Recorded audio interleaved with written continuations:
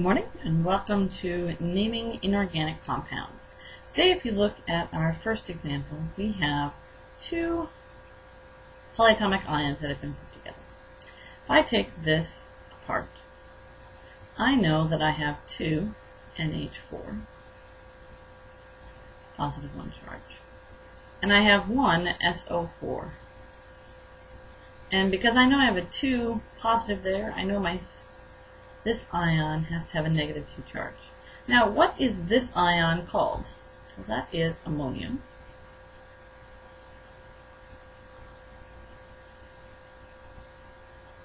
And if I look at this ion, what is it called? It's called sulfate.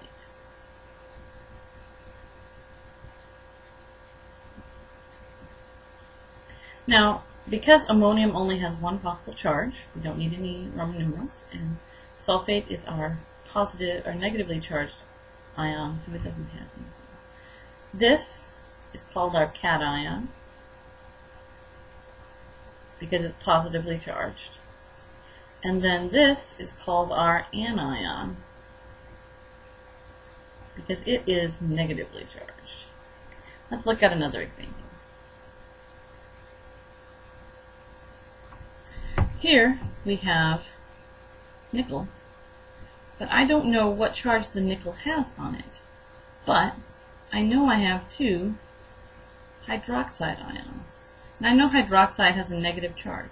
So here, because I know what hydroxide has, and that has a negative 2 charge, I know my nickel has to have a +2. Because remember that nickel is in the middle of your periodic chart and has more than one possible charge. So I'm going to name this nickel. And I have to use my Roman numeral 2 to designate that I have a positive 2 charge. And then my polyatomic ion is hydroxide.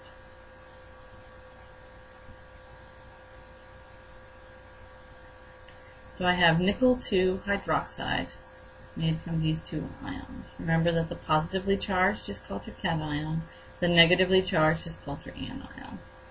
Let's look at another example. Here we have zinc, and we have a carbonate ion. Now, you know that zinc has a positive 2 charge because it's in column 2, so that helps you to remember that carbonate has a -2 charge. So because zinc can only have one possible charge, we don't have to use Roman numerals. So I have zinc, and I have carbonate.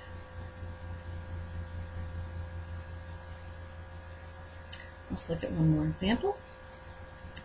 Here I have sodium and an iodate ion. I know that sodium has a positive 1 charge.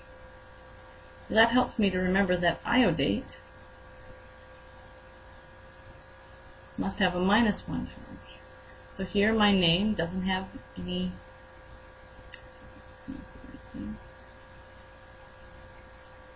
we have sodium,